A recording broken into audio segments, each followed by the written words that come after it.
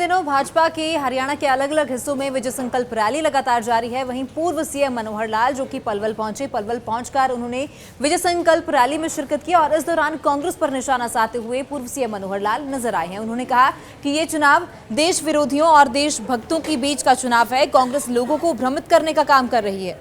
तो पूर्व सीएम मनोहर लाल ने कांग्रेस पर निशाना साधा और साथ ही उन्होंने ये भी कहा कि ये चुनाव देशभक्तों के बीच और देश विरोधियों के बीच का चुनाव है।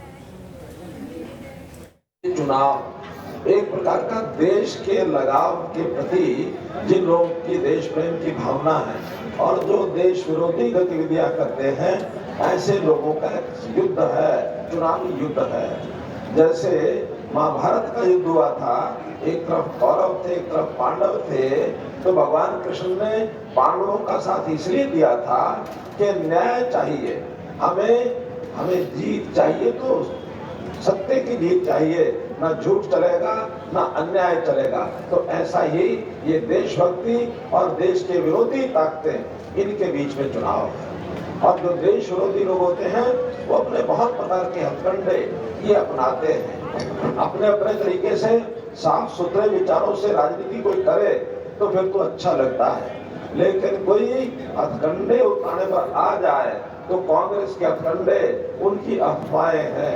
इन दिनों भाजपा के हरियाणा के अलग अलग हिस्सों में विजय संकल्प रैली लगातार जारी है। वहीं पूर्व सीएम मनोहर लाल जो कि पलवल पहुंचे, पलवल पहुंचकर उन्होंने विजय संकल्प रैली में शिरकत की और इस दौरान कांग्रेस पर निशाना साधते हुए पूर्व सीएम मनोहर लाल नजर आए हैं। उन्होंने कहा कि ये चुनाव देश विरोधियों और देशभक्तों के बीच का चुनाव है। कांग्रेस लोगों को भ्रमित करने का काम कर रही है।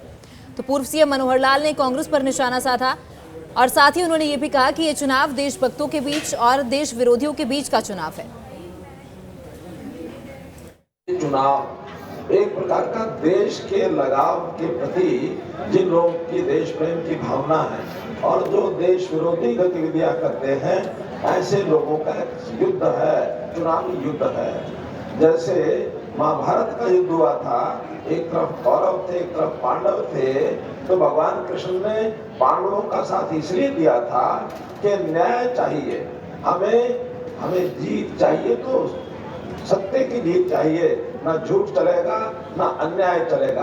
तो ऐसा ही ये देशभक्ति और देश के विरोधी ताकतें, इनके बीच में चुनाव है। और जो देश विरोधी लोग होते हैं वो अपने बहुत प्रकार के हथकंडे ये अपनाते हैं। अपने अपने तरीके से साफ सुथरे विचारों से राजनीति कोई करे तो फिर तो अच्छा लगता है, लेकिन कोई हथकंडे उठाने पर आ जाए तो कांग्रेस के हथकंडे उनकी अफवाहें हैं। इन दिनों भाजपा के हरियाणा के अलग अलग हिस्सों में विजय संकल्प रैली लगातार जारी है। वहीं पूर्व सीएम मनोहर लाल जो कि पलवल पहुंचे, पलवल पहुंचकर उन्होंने विजय संकल्प रैली में शिरकत की और इस दौरान कांग्रेस पर निशाना साधते हुए पूर्व सीएम मनोहर लाल नजर आए हैं। उन्होंने कहा कि ये चुनाव देश विरोधियों और देशभक्तों के बीच का चुनाव है। कांग्रेस लोगों को भ्रमित करने का काम कर रही है। तो पूर्व सीएम मनोहर लाल ने कांग्रेस पर निशाना साधा और साथ ही उन्होंने ये भी कहा कि ये चुनाव देशभक्तों के बीच और देश विरोधियों के बीच का चुनाव है।